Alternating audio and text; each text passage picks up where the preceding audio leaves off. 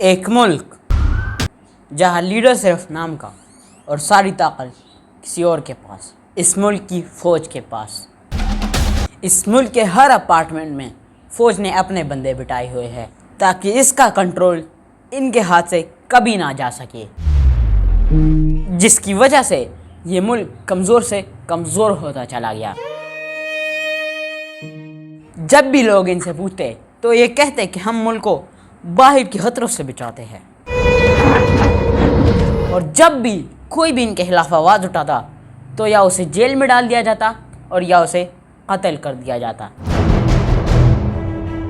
آخر کار یہ ملک 2 حصوں میں ڈیوائیڈ ہو گیا، لیکن یہ فوج پھر بھی نہ رکی اور اپنا کنٹرول نہیں چھوڑا، اور فائنلی ایک بہت بڑے فوج نے آ کر اس ملک کو تباہ کر دیا۔ اور یہ کہانی ہے عباسی سلطنت اور اس کی طاقتور فوج مملوک کی۔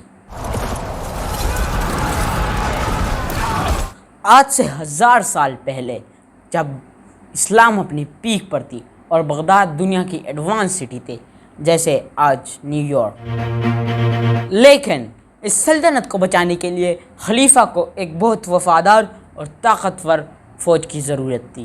تو عباسی سلطنت خمشید کے بیٹے جو ابھی نیا خلیفہ بنا تھا، ترکش غلاموں کی بہت بڑی آرمی جو ان کی ایک ایلیٹ فورس بن گئی اور عباسی سلطنت کو باہر کے خطروں سے بچانے کے لیے ایک مضبوط فورس بن گئی۔ لیکن بجائے اس کے کہ خلافت کو بچاتے، انہوں نے پورا کنٹرول اپنے ہاتھ میں لے لیا، اور یہاں سے عباسی سلطنت کا ڈیکلائن شروع ہو گیا۔ اب ہر نیا لیڈر یہ اپنی مرضی سے لاتے اور وہ ایک صرف پپٹ لیڈر ہوتا تھا، لیکن پھر بھی وہاں کے عدالتیں اور باقی ڈپارٹمنٹ ان کے خلاف آواز اٹھاتے، تو انہوں نے ہر عدالت اور ہر ڈپارٹمنٹ میں اپنے ہی بندے کو بٹانا شروع کر دیا تاکہ پھر کسی کی جرت نہ ہو سکے ہمارے خلاف آواز اٹھانے کی۔ اور اس طرح جو پاور ان کو باہر کے خطروں سے لڑنے کے لیے ملی تھی، اسی پاور سے اس ملک کو انہوں نے اپنے ہی پاور میں لے لیا، اور خلیفہ صرف غیر سیاسی باتیں کرتا اور بڑی ایونٹس اٹینڈ کرتا اور صرف عید کی نماز پڑھتا۔ مطلب وہ صرف نام کا لیڈر تھا، اصل پاور کسی اور کے پاس تھی۔ ایسا نہیں تھا کہ ہر لیڈر پپٹ تھا۔ درمیان میں ایک دفعہ ایک نیک لیڈر آیا، اس نے کہا کہ ہم صرف نام کی لیڈر ہے اور ساری طاقت اس فوج کے پاس ہے۔ اس نے کہا بس بہت ہو گیا، میں کسی صورت اس فوج کی غلامی نہیں کر سکتا۔ تو سب سے پہلے اس نے فوج کا بجٹ کم کرنا شروع کیا اور ان کو دی ہوئی زمینیں واپس چھین لی اور ان کی جگہ ان کو ہٹا کر اپنے بندے لگانا شروع کر دی۔ اور فوج کو ایک دم اندازہ ہوا کہ جس بندے کو ہم نے لیڈر بنایا ہے وہ اب ہمارے لیے سب سے بڑا خطرہ ہے۔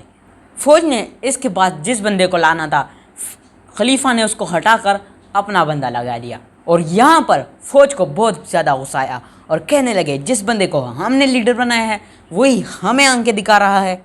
تو انہوں نے ایک رات خلیفہ کے محل پر حملہ کر دیا اور اسے مار دیا، اور اسی لیڈر کو واپس لے آئے جسے اس نے ہٹایا تھا۔ اور پھر اس کے بعد انہوں نے کسی بھی لیڈر کو زیادہ ٹائم نہیں دیا، بلکہ ہر لیڈر کو یا تو 2 سال بعد اور یا 1 سال بعد یا زہر دے کر مارا جاتا تھا یا قتل کر دیا جاتا تھا۔ اور بات یہاں تک پہنچی جب پھر سے ایک خلیفہ آیا اور اس نے پھر سے فوج سے کنٹرول لینے کی کوشش کی، تو فوج نے اسے جیل میں ڈال دیا اور بھوک اور پیاس سے تڑپا کر مار دیا۔